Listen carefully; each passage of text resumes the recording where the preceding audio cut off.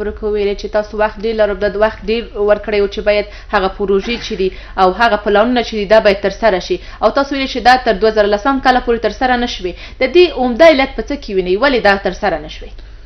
یو خو بدبختانه د مسلې ته کم اهمیت د حکومت یعنی حکومت څومره چې لازمه و د مسلې ته باید اهمیت ورکوي په هغه حد کې دوی اهمیت ورنکړي یعنی د دې کمیټې رئیس باید شخصا رئیس جمهور وای چې په هغه وخت کې هغه ته د وخت مسؤل لخوا د مسله ورته بې اهمیته معلومه شوه چې دا یو ورځ راځي او په غزني کې به څو وزیران د خارجه د هیوادو راځي او څو سفیران به راځي او نور به هیڅ شی نه وي په هغه تالار بل منزل کې در حل داسې نه و دا یو مهم مسله وه که امنیت وای شاید په سلګونو خارجي میلمانه موږ درلودی هلته خو امنیت نه و چې د امنیت له نه خاطر نه چې نبود د امنیت له خاطر د مشکلات و دویم مشکل هلته دا و چې د غزني د وخت مسؤلینو او د مرکز د وخت مسؤلینو هم دا مسله ترجدو مسؤلین ترخیم بغیر له رجمون له وزرانه هغوی هم د مسلې ته اهمیت نه ورکړ خپل کار په سرحد کې دا شی نه و دوی دې ته دویم او دریم کار ویلی و هغه بدلخانه پاتې سو نو 2012 کال کې موسی خان اکبرزاده چې کله هلته راغی او مخدوم صاحب رحیم چې د کابینې عضو اوس په دې وخت کې دوی دواړو بیا ډېر جدي کار په دې کار باندې وکړ دومره جدي کار یې ورباندې وکړ چې حتی که د ورځې د دوی مسؤل 12 ساعته کار و دوی 18 ساعته 14 ساعته کار وکړ چې دا پروژه کامیاب وکړه په دې کې هیله ده نه وي چې غزني خلکو ډېر همکاري کړې موږ ټولو رئیسانو د هغه وخت ولایت معاون ښاروال هغه ټولو خلکو چې د اطلاعات فرهنګ رئیس ولایتي شورا که زه د ولایت شورا صفت کوم خو زه خپل وکیل یم په هغه دوره کې موسم خو ډېر کار شوی ده او د مشرانو جرګې رئیس خلیل مسلمیار معاون صاحب عزتیاریان دا ځینو خلکو په دې مورد خاص موږ سره کومک کړی خاص یعنی دا د مشرانو جرګې رئیس او عزتیار غزني ته په لسګونو تقریبا دواړو بل سفرونه غزني ته کړي په دې مورد چې کومکونه جلب کړي ولې خوشبختانه چې که وخت مو ضایع کړ د پروژه کامیابه شوه او د افغانستان نوم او بیرغ په اسلامي نړۍ کې بیا هم په اهتزاز راغی او دغه ونسو یعنی هغه مونږ ته چې کوم پروژه راکړل سوې ولی ناکامي سره مخ نسو اگر چې په کم وخت کې مو کار وکړو ولې تیز کار مو وکړو نو تاسو خپل معلومي چې د کم وخت کار به څه بې کیفیت هم وي ځکه کار په شپږ کله کې وي هغه په شپږ کې ونه چې په دوه کې وسي د معمول له مخې به ځینې ستونزې ولري ولې په مجموعاً کې زه دا ویلی سم چې دا پروژه کامیابه وسوه په ښه ډول سره او اوس غواړم چې وپوښتم دا چې غزنی د ثقافت اسلامي د مرکز په توګه وټاکل شو په دې کې علت څه و ولې غزنی ولې کوم بل ځای نه؟ شکر ډېر ښه پوښتنه ده تاسو پوهېږئ چې غزنی په افغانستان کې یو خاص تاریخ لري هغه دا چې هلته د اسلامي نړۍ فاتحین په غزني کې پیدا سوي لوی سوي له هغه جنه محمود غزنوي تاسو البیروني ګورئ غزني کې ده زیارت قبر حکیم صنایي سلطان شاه الدین غوري ملا مشکي علام ډېر داسې نور د تاریخ ځلانده ستوري په غزني کې وو یو دویم په غزني کې یو وخت تقریبا 400 کاله مخکې 15,000 علما او اسلامي متخصصین هلته شاګردان روزل په هغه وخت 15,000 چې دا یو ډېره مهمه مسله وه دویم غزني کې تقریبا کم نه 100 مهم اسلامي اثار هلته وجود لري کم تر کمه 100 اسلامي اثار داسې اثار چې په افغانستان په 20 ولایتونو کې هم ممکن نه دي مهم اثار هلته دا ټول هغه څه و چې اسلامي هیوادونو د وزیرانو د فرهنګ د وزیرانو شورا غونډه چې په طرابلس کې وه د افغانستان ځینې نور ولایتونه لکه هرات او مزار هم شامل دي لیسو چې هغه هم بحث ورباندې شوی وای چې دغه درې ولایتونه او د اسلامي د افغانستان د همسایه ډېرو هیوادونو ډېر ولایتونه یا ډېر هغه سیمې یې په دغه اجنډا کې شامل وي غزنی هغه و چې تقریبا 90% د هغه اشتراکونکو نظر دا و چې غزنی به اسلامي تمدن مرکز په 2013 کال کې او دا د غزني اهمیت نور هم په اسلامي نړۍ کې مهم کړ او د دې په څنګ کې په غزني ته خوشبختانه چې د غزني خلکو او د غزني دغه وخت اداري په اساس باندې غزني اوس دغه برکت نه ډېر اسلامي مؤسسات هلته جوړ شو او ډېر فرهنګي او تعلیمي مؤسسات هلته جوړ شو اوس غزني بعد له کابل نه دویم ولایت ته چې دوه پوهنتون نه لري غزنی یو غزني ولایت پوهنتون لري دولتي یو یې هم په غزني کې د انجینري او تخنیکي لکه د پولیتخنیک په ډول یو بل پوهنتون موږ دغه چې هم په 15 لري په دې څنګ کې غزنی د اسلامي هیوادونو لخوا یو غټ په دې وختو کې به د 40,000 شاوخوا محصلینو لپاره په غزني کې یو اسلامي غټ پوهنتون جوړي چې دغه کارونه هم تر ډېره حده پورې د وزارت معارف لخوا په مخ بول شوي دي په دې کې به اسلامي زده کړه ورکړل کېږي بالکل اسلامي زده کړې به وي ټول اسلامي زده کړې به وي چې دې کې به د خارج هیوادونو محصلین راځي په تربیه کېږي او په ځمن کې غزنی یو غټ دارالعلوم هلته جوړ شو غزنی کې په ځمن کې یعنی غزنی کې ډیر هغه کارونه اوسه چې دا غزنی لپاره لازم وو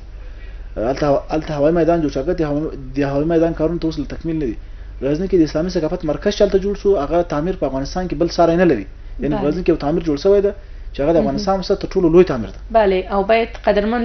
لیدونکو ته ووایو چې دغه تصویرونه چې دی ګوري دا د غزني ولایت دی چې مختلف بیلابیل تصویرونه دي د مختلفو ځایونو نه دي دی ګوري که تاسو ورته معلومات ورکړي چې دغه کوم ځایونه دي او دا موزیم د اسلامي موزیم د غزني دا بالا حصار ده چې هغه تخت محمود غزنوي د پاچاهي تخت همدغه سا کې و دا موزیم د اسلامي موزیم ده چې پکې ډېر اسلامي آثار دي همغه وخت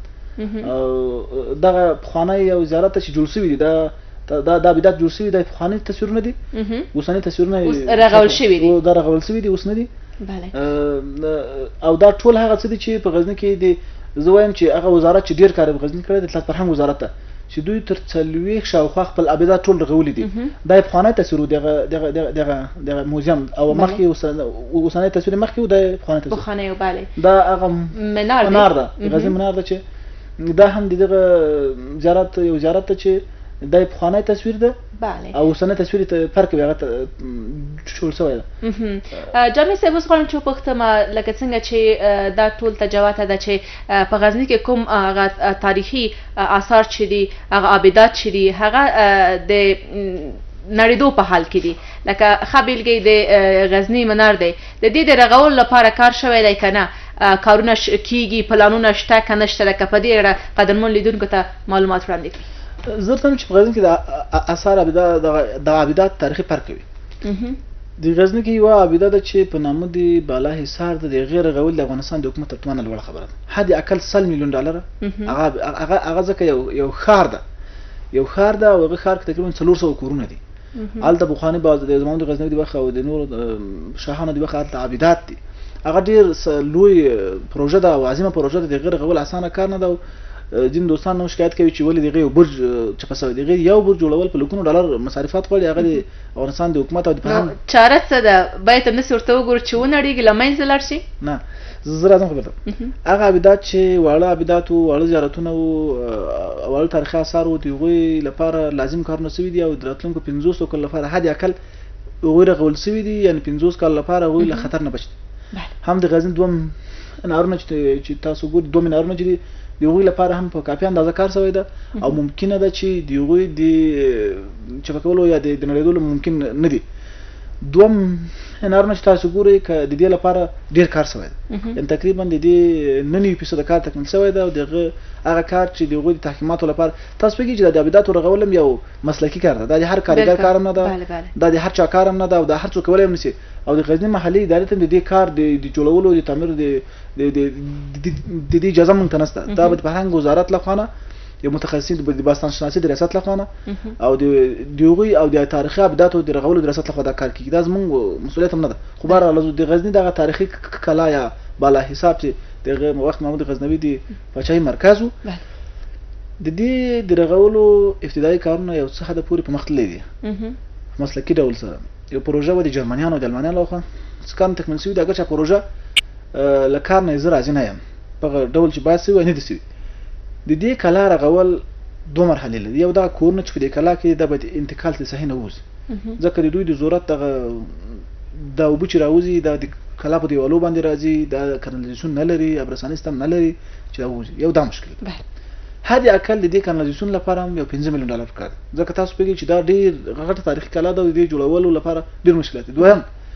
ستونزه دا ده چې د دې رغولو د افغانستان د اطلاعات فرهنګ وزارت ټوله بودیجه چې په دې مورد یې لري د ټول افغانستان د عابداتو رغولو لپاره د کال به 10 میلیون ډالر د دې کلا لپاره تنها 100 میلیون ډالر نه زیات پکار نو د دې لپاره پکار ده چې یو غټه پروژه جوړه شي یو ملي پروژه ده او د دې لپاره یو ډونر پیدا شي مشکله بدبختانه د دې حکومت تحولات چې رااله ده انتخابات د 2014 کال د یو سلسله ستونزې را پیدا کړې د وزارتونو په کار کې او د اداراتو د محلي اداراتو په کار کې که چیرې د حکومت تغییر نه وای کړی ممکن د دې کلا د جوړولو کارونه ډېر مختلف وای چون حکومت تغییر وکړو نه وای وزیر صاحب راغی پخوانی وزیر صاحب په دې مورد باندې ډېر معلومات درلوده. اوسنی وزیر صاحب چې نوی وزیر ده او تر اوسه او د دې اشاره په واقع کومه خاصه بودیجه هم نشته چې غزنی دون عظیمه پروژه جوړ کړي، خو د وزارت فرهنګ ریاست او وزارت د دې لپاره کاملا پلان لري او د غزنی محلي اداره ولایتي شورا هغه لازم کارو تدابیر او کارونه چې لازم هغه موږ له مرکزي حکومت سره په اوس کې مخکې شریک کړي دي. نو زه اوس په حکومت باندې غږ کوم چې د بالاحصار او د پاتې پروژو لپاره چې په غزني کې پاتې دي که تکمیل نشي د اسلامي ثقافت د پاک او عظیم نوم چې غزني سره ده دې ته به ډېر ځکه تاوان ورسېږي چې هغه پروژې او هغه ځینې مسایل چې لازم ترسره شوي دي په 9 یا 3 یا 15% کارونه مخ تللي دي د ډېرې کم بودیجې په نه ورکولو سره به دغه لوی پروژې ته تاوان نه ورسېږي او دا پروژې به خدای نخواسته او بدبختانه لنډېدا ولا چې پکې داسې مخامخ مثال زه ثقافت وایم دا اسلامي ثقافت تعمیر جوړ شوی دی 15% کارونه مخ تللي دي ولې دغه تعمیر هغه شیشې نه دي لیدل درسم یا دغه تعمیر ځینې هغه کارونه چې دغه د زینت او د ښایستوالي لپاره لازم هغه نه دي سوي او په دغه تعمیر د حفاظت لپاره موږ په د اطلاعات فرهنګ او د شاهسازي د وزارت تشکیل کې کوم خاص پروګرام نه لرو، کوم خاص داسې څه نه ورته لرو چې موږ وتوانیږو هغه په هماغه تعمیر جوړ کړو یا محفوظ کړو یا اساسو نه تشکیل ورته نه بودیجه ورته لرو. دا مشکل. بله او د قانون په برخه کې د وروستي وختونو کې وایي ویل کېږي چې په غزني کې ځینې قیمتي ډبرې له هغې ځینه د پاکستاني انجینرانو په واسطه طالبان دا انتقالوي، هغې ځینې اخلي پاکستان ته انتقالوي، لکه څنګه چې شاوخوا په غزني کې تقریبا څه کم یا ډېر 240 قانونه شتون لري. د دې په هکله تاسو څه وایئ چې دغه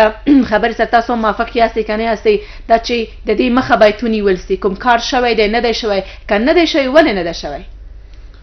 په هر حال دا خو په غزني کې واقعا هم دوه ډېر غټ معدنونه وجود لري چې په ناول کې د لیتیم بلې په قره کې د زرکشان په نامه هغه سروي چې خارجانو کړ د زرکشان معدن خو قیمت معلوم ده چې 10 میلیارډ ډالر نه لوړ قیمت لري او د زرکش او د لیتیم د ناول په مورد د سوال کې چې 50 میلیارډ ډالر ډېر لیتیم دلته وجود لري. بالکل په غزني کې 200 نه دغه معدنونه ست لا دینه وزیات وي کشف شوی 200 زه دا تاییدوم چې د غزني یو 2-3 معدنونه اوس هم د استخراج پروګرام جریان لري په هغه ناامنو سیمو کې چې هلته د حکومت لاسرسی نشته. 2 معدنونه چې هغه ډېر پخوانه د کروماټو معدن د پزنخان کې چې جریان لري او اوس هم د مخالفینو تر کنټرول لاندې ساحه ده او هغلته حکومت حضور نه لري او هغه اخراجوي پاکستان ته وړي. د حقیقت لري بله مسله چې د واغظ په ولسوالۍ کې به چې یو قیمتي ډبره پیدا شوې ده خوشبختانه د منطقې د خلکو په تلاش د قومي مشرانو په تلاش د ولایتي شورا تماسونه چې موږ درلودو د منطقې خلکو مشرانو د طالبانو او د پاکستاني انجینرانو مخالفت وکړ او هغه له غیر ساين او اشغل او یو موټر ډبره هم له غیر ساين چانه وړي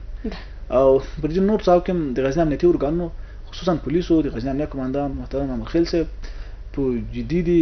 مزکو غاصبین د آثار عتیقه غاصبین او لوټماران ونیول کان منګول ته سپارل دي. په غزنی کې عمومي ټول خلک دغه سره مخالفت لري او د غزنی خلک به تر ډیره حد پرې نه دي چې داسې ظالمان د افغانستان هغه